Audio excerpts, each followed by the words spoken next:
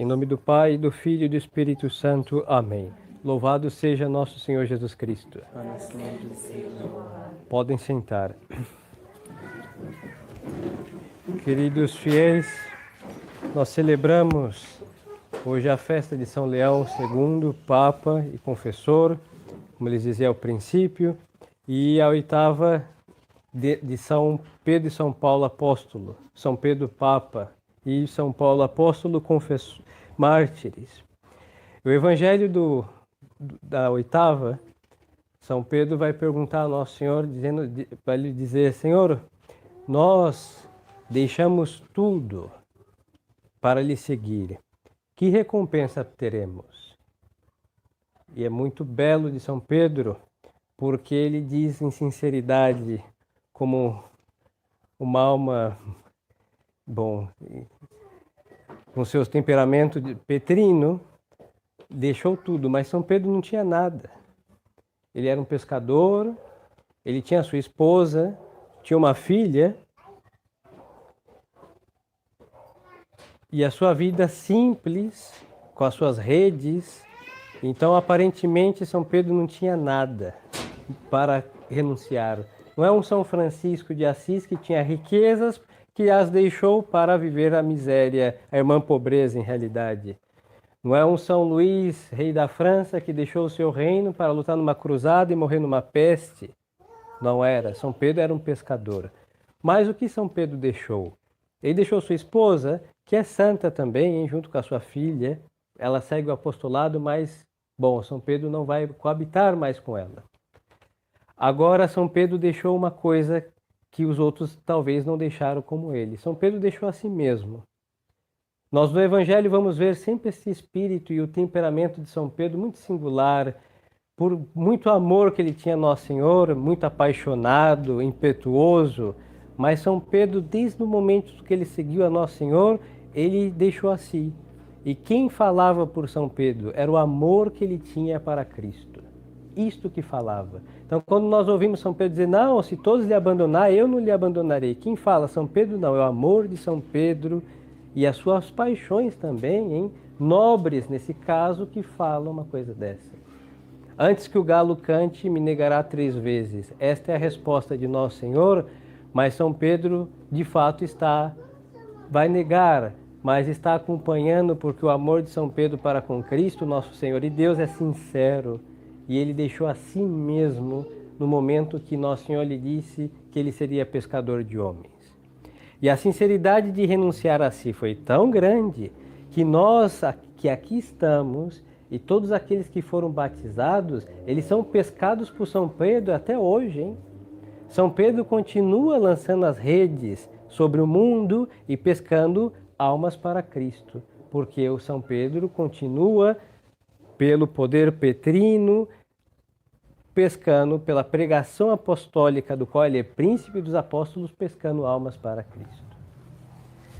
Agora, queridas almas, o que Nosso Senhor espera de nós? Porque, senhores leigos não são nem apóstolos, nem discípulos, e tampouco são chamados a deixar seus matrimônios, suas vidas, profissões para seguir a Cristo. Não. Mas só que para todos nós, independente de leigos ou eclesiásticos, Nosso Senhor espera a mesma coisa que esperou de São Pedro, é deixar-nos a nós mesmos. E aqui é o princípio e fundamento da fidelidade de um católico para com Cristo. Porque se nós pensamos como nós pensamos, que é oposto ao que Cristo pensa, amanhã nós seremos traidores de Cristo. Isso é muito simples.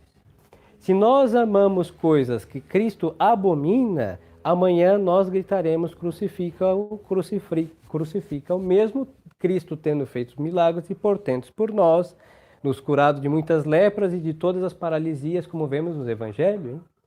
E se nós achamos o que são achismos e opinionismos que não são conformes à doutrina de Cristo, da qual nós não podemos opinar, a nossa traição já está assinada com a nossa conduta.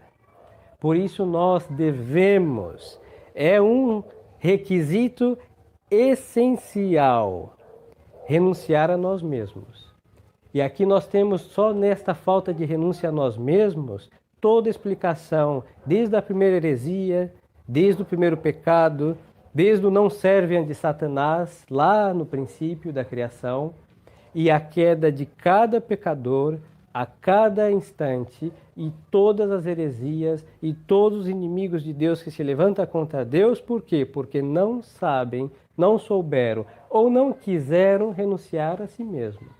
E o que nós perdemos quando nós renunciamos a nós mesmos? Nós não perdemos nada. Porque nós sejamos sinceros, hein? Devemos ter um espelho pela manhã e olhar, e o que nós vemos ali? Um nada que se levanta para um dia a mais, e qualquer coisa pode abreviar a nossa vida. Um derrame ou uma pequena artéria que resolve explodir, a nossa vida se definha como uma fumaça levada pelo vento. E é esta fumaça levada pelo vento, e esta breve palha que não é nada, que é a nossa vida, que nós renunciamos. E o que nós ganhamos é infinitamente maior em comparação com aquilo que nós renunciamos. Aí nós vamos a São Pedro, pescador, pobre, ignorante, homem simples, e teve a dita que nenhum outro terá, de mesmo morto seguir pescando. Que pescador faz essa proeza? Nem os mais adestrados dos pescadores em massa nos mares aí podem, depois de mortos, continuar pescando. E vamos falar não de peixes, vamos falar de almas. Quem morto pesca almas para Cristo? São Pedro tem este poder, porque ele renunciou a si mesmo e ele se tornou Cristo. Por isso ele é o vigário de Cristo na terra.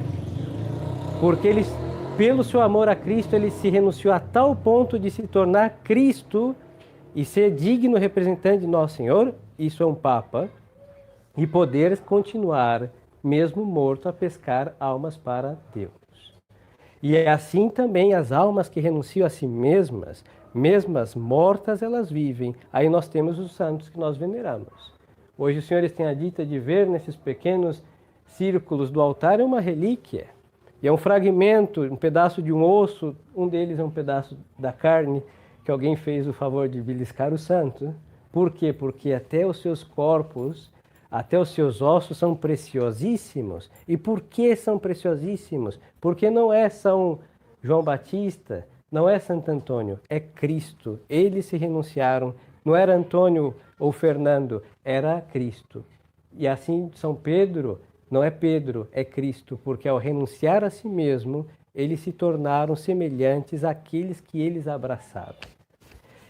Nessa crise, queridas almas, é o que Nosso Senhor espera de nós. Em realidade, é o que Deus nos dá a graça desde o princípio, hein? E se nós não renunciamos a nós mesmos, amanhã está decretada a nossa traição, a nossa fé. E os senhores sabem, não é muito difícil detectar que isso é um triste e lamentável fato, conversar com uma pessoa que se diz católica, abortista, feminista, terceira, quarta, quinta, sétima união, favor do LGBT, não sei quantas letras para designar supostos gêneros e pareceres sexuais.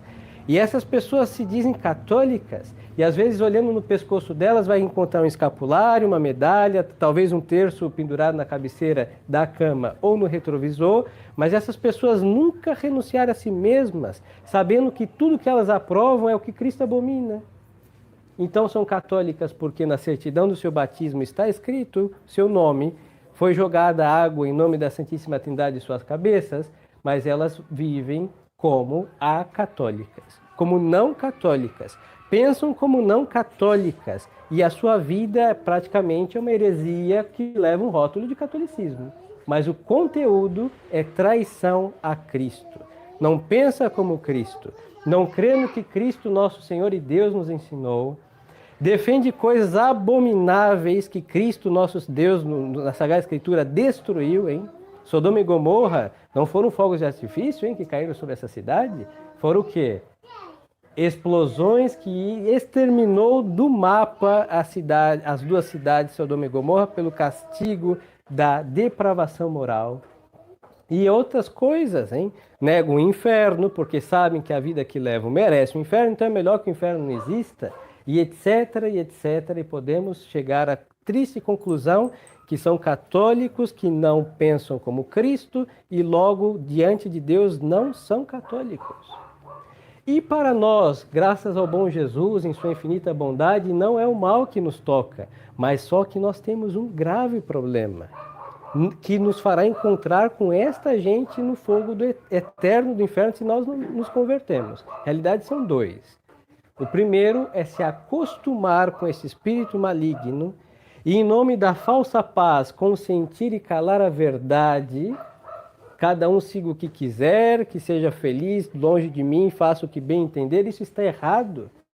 Por isso nós temos que combater o mal com a verdade das nossas vidas. É o testemunho que a nossa vida deve ser um evangelho que clame ao próximo que é possível pensar como Cristo, mesmo no século em que nós vivemos. E outra coisa, rezar pela conversão desses católicos que pensam do jeito errado e vivem do jeito que Deus abomina. E que, se assim morrerem, se condenarão.